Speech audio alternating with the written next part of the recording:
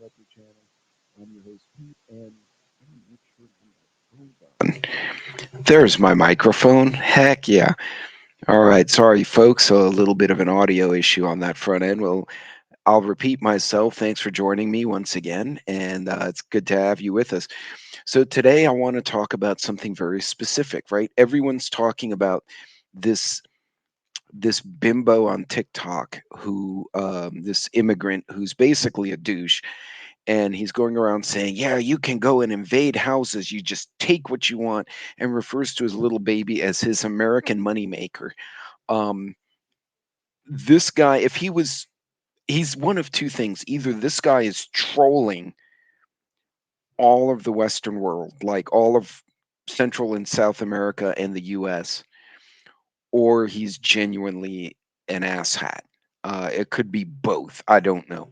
But in any case, it got me thinking, well, what's with squatters' rights? And how does it affect us?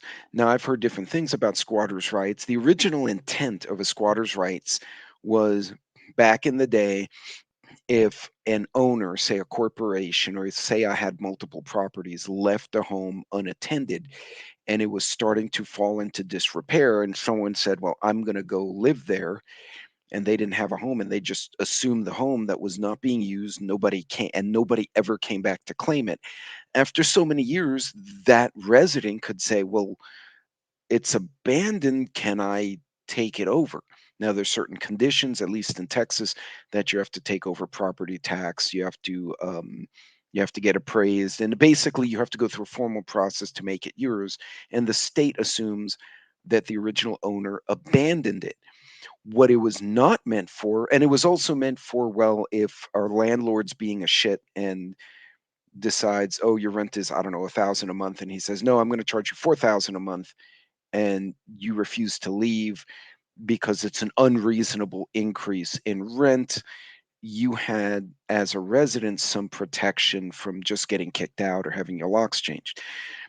What's happened is it's been perverted for political gain and for basically asylum seekers to just take homes. And what's bizarre and absolutely demented is they're moving into these homes where people's belongings are. So all your entire life's work is now forfeit because they're going to just tear up your house and take what they want while they get their squatters 30 days. There's so many nasty variables here, I can't even compute. So I was curious, how does it work, at least in Texas?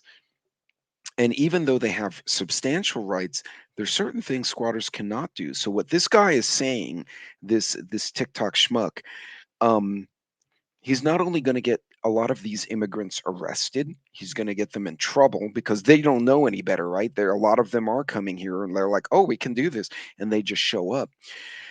But he's going to create violence, okay? Because people are going to come home, they're going to go on a vacation for a month, right? Which isn't unheard of. You know, an executive takes his family overseas, they come back, someone's taken over the house.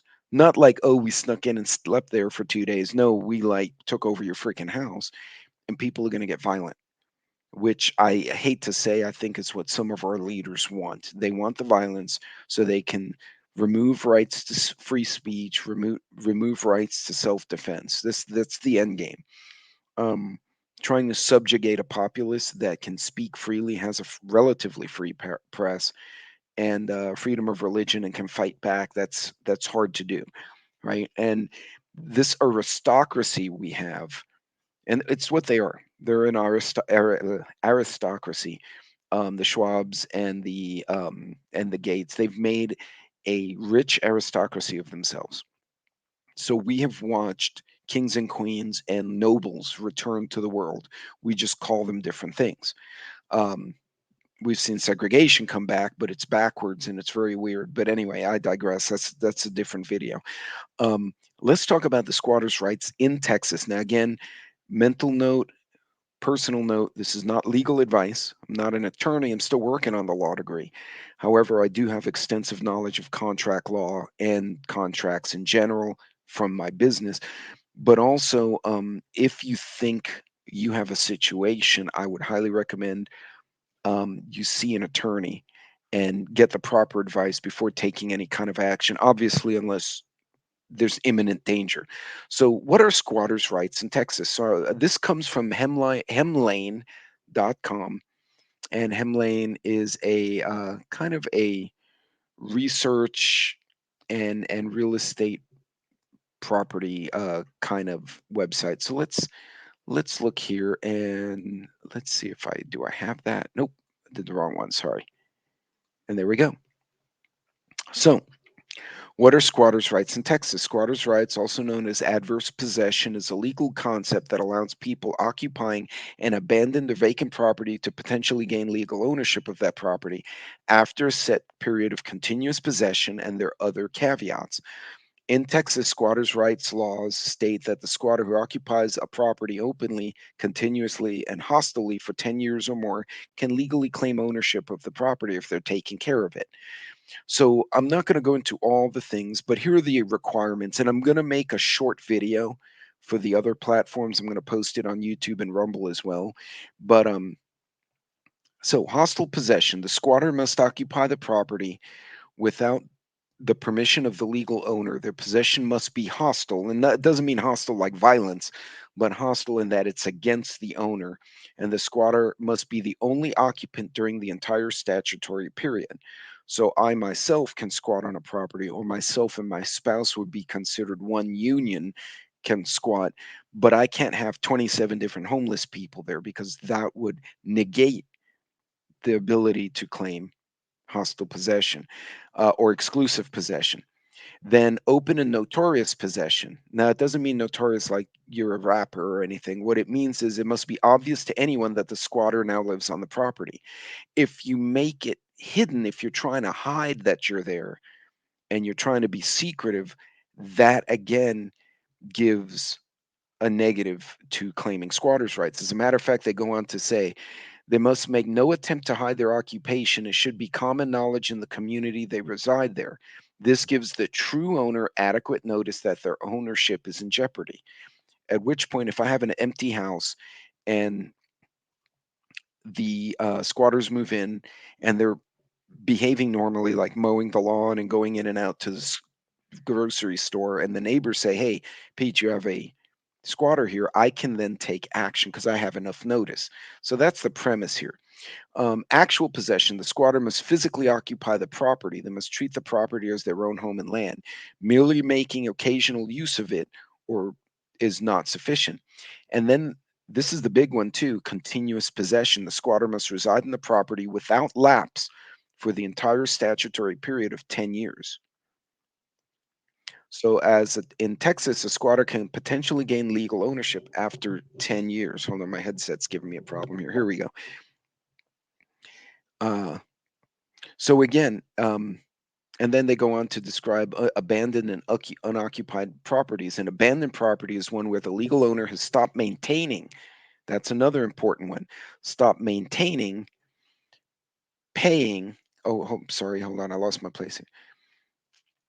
An abandoned property has stopped maintaining, is not paying taxes, or showing any intention to make use of the property. Since the property owner has relinquished the claim, essentially, it becomes easier for squatters to take over as long as they follow the requirements.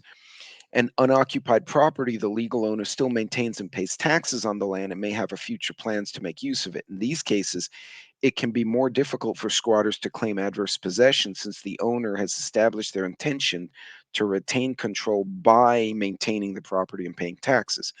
However, even in these scenarios, if the squatter fulfills the necessary um, requirements for the statutory period, they may be able to make claim. The key difference being that with an abandoned property, the original owner has given up their rights, while an unoccupied one, they're still asserting control, though may have not have a physical presence. Squatters will have an easier time taking over an abandoned property, but with determination followed letter to the law. So, in essence, what it's saying here is if you completely abandon the property, you're not paying taxes, you're not mowing the lawn, you're not keeping the house up, it's basically fallen into disrepair. Someone else moves in, they mow the lawn, act like it's their home, they don't try to hide it. they could over time claim that that property is abandoned. They ask the state if they can take possession of it. The state will say, will review and it possibly say yes, in which case that new owner, the squatter, is now liable for paying the taxes going forward and maintaining the property, the easements, etc. So this was meant back in the ancient day or the old days where like somebody built a homestead and then they went from Texas to Oklahoma and they never came back, right? So when a new person comes in, they're like, well, there's a house here and nobody's lived here for years, so I'm going to live here. And then they clean it up and make it theirs. They can eventually make claim to it. So what this guy is telling people to do is simply go in and set up residence. And what the mistake homeowners are making is that they're going home and saying, I have squatters. And the minute you use that phrase, it's now a civil issue. It's not a criminal issue.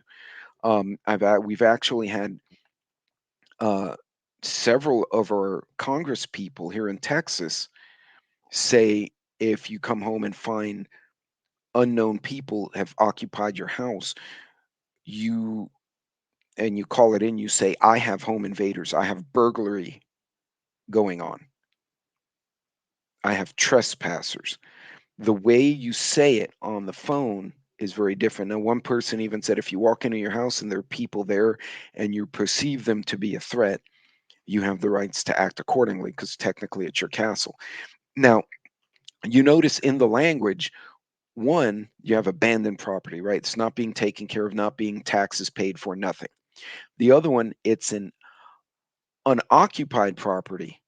But the implication is it's unoccupied in that you plan to use it later, but you're not using it now. So there'd probably be no clothes, there'd be no furniture. It would just be an empty house that you come and you paint and you do the repairs, but you're really not using it. And so that would be unoccupied versus abandoned. But in neither case, if you have your clothing, your home, your pets, your cats there, you have groceries in the fridge, clearly that home is being used. You are just out of the home for a temporary period of time. They cannot squat in your home in Texas. What that does is make them a trespasser. If depending on whether or not you encounter belligerents, it could be said they are burglars or it can be considered a home invasion. And a home invasion is a very different thing.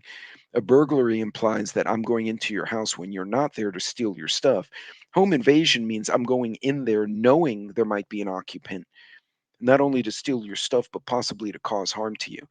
And the legal bar as to how you can respond changes completely. But again, every area is different, every situation is different. It's super important that you research your area to understand exactly what you are or aren't capable of doing. You don't want to go in and say the wrong thing to the cops, or you do the wrong thing and you wind up in jail because you tried to defend your home.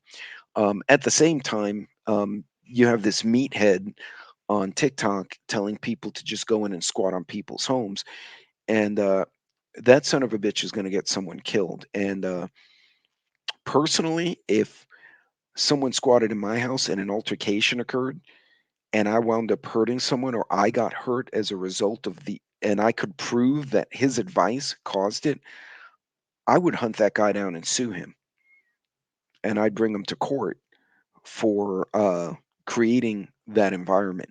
So, yeah, a lot of ignorant, and I don't mean that to be ugly, just ignorant, they don't know. Immigrants, these new arrivals are coming in. They don't know what's going on, but they're seeing this dude on TikTok with all these followers. And yeah, that guy needs to be kicked off the platform. Like people like that, or why social media in general has bad reps. But in any case, folks, remember you don't have to give up your home. At least in Texas, they can't just go, "Oh, you're on vacation for 4 days. We're going to go take over your house." That makes them a home invader and a trespasser and a burglar. It does not make them a squatter. Squatting was meant to protect people who invested in property that had clearly been abandoned or had unfair rent changes to them, not I'm going to go and take over someone's home. That's not what it's meant for, and hopefully the laws will change to address this soon. In any case, folks, that's it for this one. God bless, Godspeed, and remember, not legal advice. I'm just reading out to you my understanding of what the law stipulates. Make sure you check your area because your ordinance will change not only from state to state, but it could even be from county to county and municipality to municipality. You guys be good, be safe. I will see you later on. Take care.